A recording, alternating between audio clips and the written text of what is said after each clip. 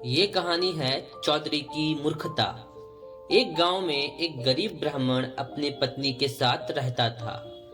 उसके गरीब हालत देखकर गांव के लोगों ने सोचा कि थोड़ा चंदा इकट्ठा करके क्यों न इसे कुछ काम करा दिया जाए। गांव के चौधरी की देखरेख में चंदा इकट्ठा किया गया तथा उससे ब्राह्मण का एक घोड़ा टांगा दिलवा दिया गया। ब्राह्मण उससे सवारी ढोता और इस प्रकार अपना गुजर बसर करने लगा। एक दिन सुबह जब ब्राह्मण शहर से गांव की तरफ लौट रहा था तो उसे दो सवारियां मिली। उनमें से एक सरकारी विभाग में अमीन व दूसरा उसका चपरासी था। उन्होंने ब्राह्मण से पूछा, क्या तुम्हारा टांगा खाली है? अगर खाली है तो गांव में जाना है, वहां का क्या लोगे? ब्राह्मण ने कहा कि खाली है और अमीन साहब से वहां के 5 रुपए लूंगा और चपरासी से 2 रुपए। अमीन ने कहा कि ऐसा क्यों? इस ब्राह्मण ने कहा कि चपरासी की आमदनी कम है और आपकी ज्यादा, इसलिए उससे किराया कम लूंगा और आपसे ज्यादा। सौदा तय हो गया। सफर करीब 10 किलोमीटर का था। दोनों टांगे में बैठ गए और चल दिए। चपरासी काफी बुजुर्ग था। ब्राह्मण ने चपरासी से कहा कि चपरासी साहब, आप काफी बुजुर्ग हैं, कृपया अपने अनुभव के आधार पर कोई ऐसा किस्सा सुनाएं जो जीवन में काम आए। चपरासी ने कहा कि एक अनुभव का 1 रुपए लूंगा। ब्राह्मण ने कहा, ठीक है, सुनाओ। उसने सोचा कि सफर कटेगा और 1 रुपया कम मिलेगा तो कोई बात नहीं, 3 रुपए तो अमीन साहब से फालतू लेने ही है। चपरासी ने कहा कि सुनो, अपने मन की ये ऐसी कोई बात जिसे आप छिपा कर रखना चाहते हैं, उसे कभी भी अपनी पत्नी को मत बताना। ब्राह्मण ने कहा, आगे? चपरासी कहा, बात खत्म हो गई और सुननी है तो उसका 1 रुपए और लगेगा। ब्राह्मण ने सोचा, अभी तो अमीन के 2 रुपए और बचे हुए हैं, क्यों ना एक बात और सुन ली जाए। उसने कहा, ठीक है, सुनाओ। चपरासी ने कहा, जिस बात को 4 आदमी कहें उसे मान लेना चाहिए। ब्राह्मण ने पूछा, आगे? चपरासी ने कहा कि बात खत्म हो गई। अगली बात के लिए अगर 1 रुपए और देने के लिए सहमत हो तो सुनाऊंगा। ब्राह्मण ने कहा, ठीक है, सुनाओ।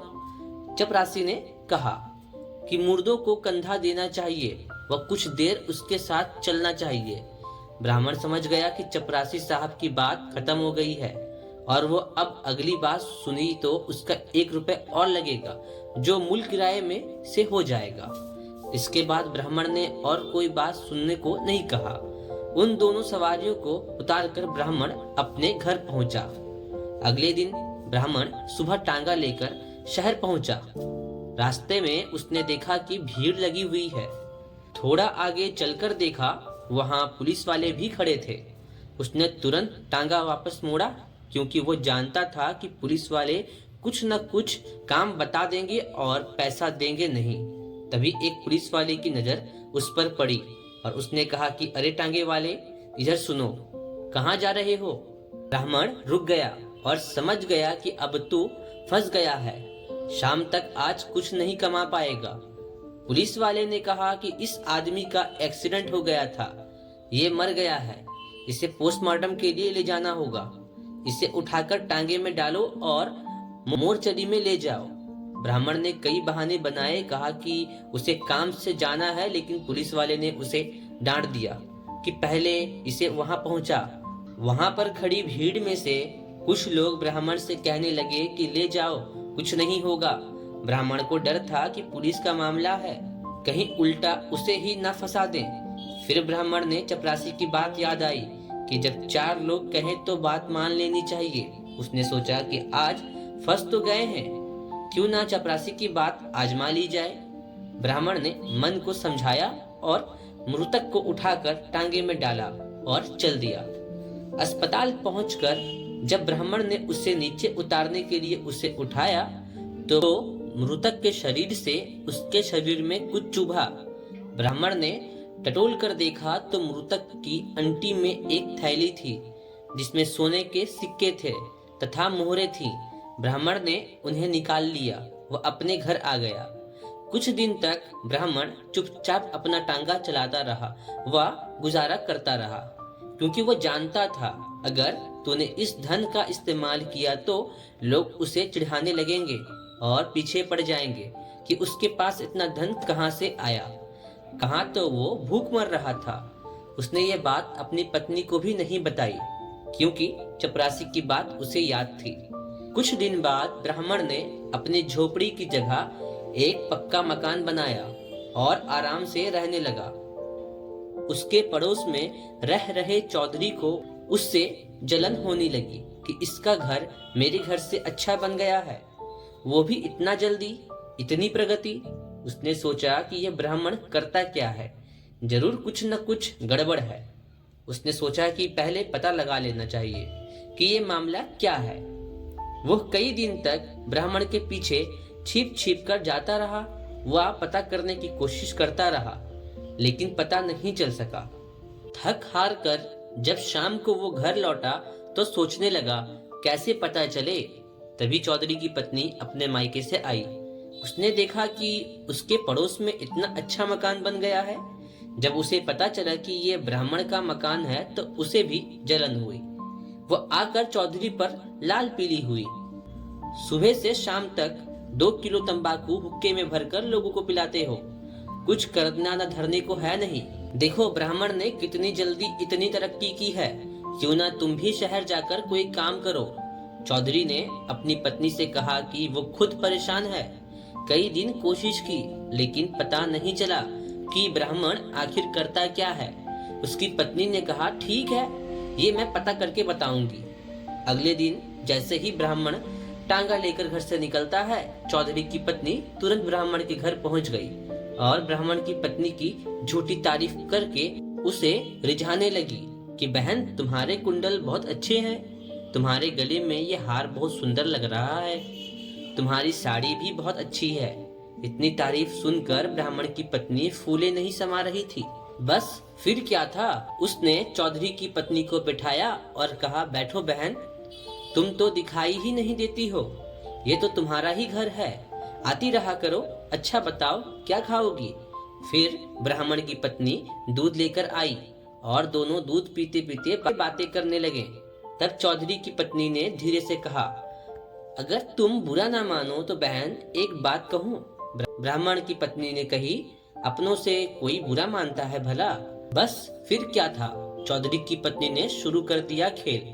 उसने कहा देखो तुम्हारे पास सारे सुख हैं, सिर्फ एक चीज छोड़कर। उसने पूछा क्या।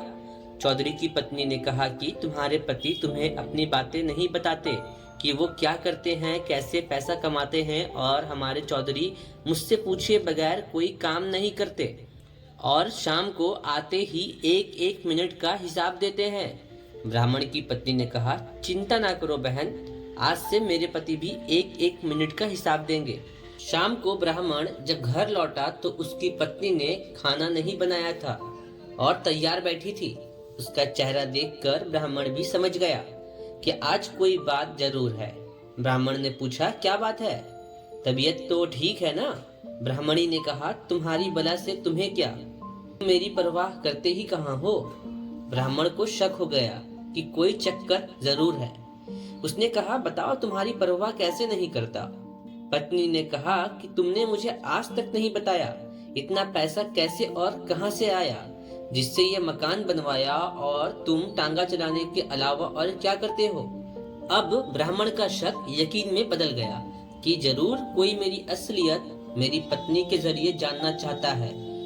लेकिन उसे चपरासी की बात याद थी। उसने कहा पूछो क्या पूछना चाहती हो। उसकी पत्नी ने कहा कि पहले ये तो बताओ कि तुमने इतना धन कहाँ पा लिया जिससे ये घर बना। ब्राह्मण समझ गया कि कहीं हो ना हो उसका ये पड़ोसी चौधरी की चाल है। ब्राह्मण जानता था कि वो मूर्ख अपनी पत्नी के कहने पर चलता है। उसने सोचा और अपनी पत्नी से कहा कि देखो मैं तुमसे बहुत ज्यादा प्यार करता हूँ और मैं तुम्हें दुखी देखना नहीं चाहता, इसलिए मैंने तुमको अपने बारे में कुछ नहीं बताया। तुम मेरे कष्ट के बारे में सुनकर दुखी हो जाओगी, परंतु जब तुम जिद कर रही हो तो मैं आज तुम्हें सब कुछ बता दूंगा। ब्राह्मण ने कहा देखो किसी को बताना नहीं, मैं सुबह टांगा लेकर शहर जाता हूँ।